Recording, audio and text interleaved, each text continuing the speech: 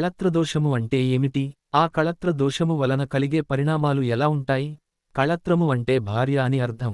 పురుషుల జన్మకుండలిలో భార్యను గూర్చి తెలియజేసే, ప్రభావితం చేసే గ్రహము శుక్రుడు. శుక్రుడు కళత్ర కారకుడు. పురుషుని జన్మకుండలిలో 7వ స్థానమును కళత్ర స్థానం అని పిలుస్తారు.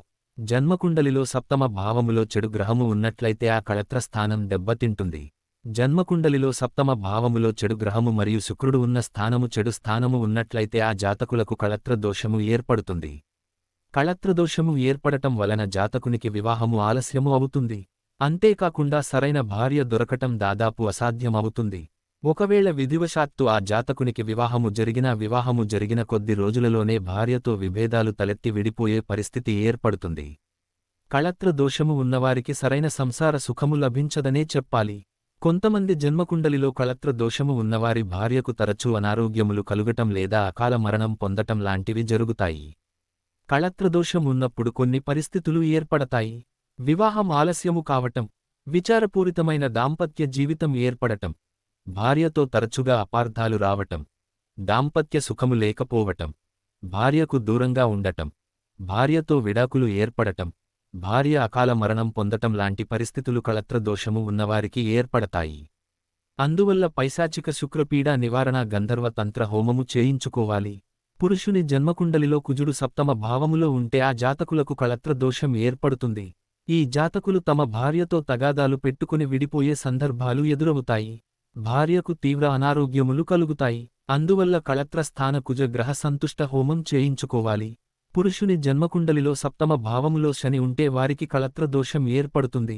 దీనినే శని దోషం అని కూడా పిలుస్తారు. ఈ శని దోషం వలన జాతకులకు ఆలస్య వివాహం జరగటమే కాకుండా కనీసం 30 సంవత్సరాలు దాటిన తరువాతే వివాహము జరిగే అవకాశము ఉంటుంది. శని దోషమునకు తోడుగా శని మీద ఇతర పాప గ్రహముల దృష్టి పడినట్లయితే ఆ జాతకుడు తనకన్నా వయస్సులో పెద్దది అయిన స్త్రీతో వివాహము జరుగుతుంది.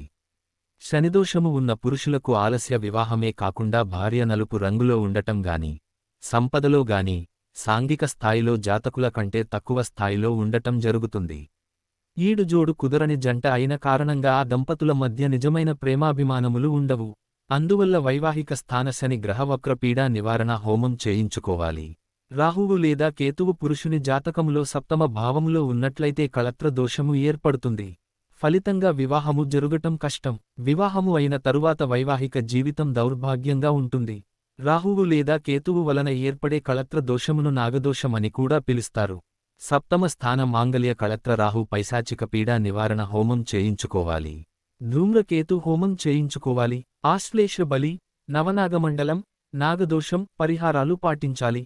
జన్మకుండలి ద్వారా గతజన్మ పాప కర్మలు తెలిస్తే ఈ జన్మలో ఎదుర్కొంటున్న సమస్యలకు పరిహారాలు చేసుకోవచ్చు.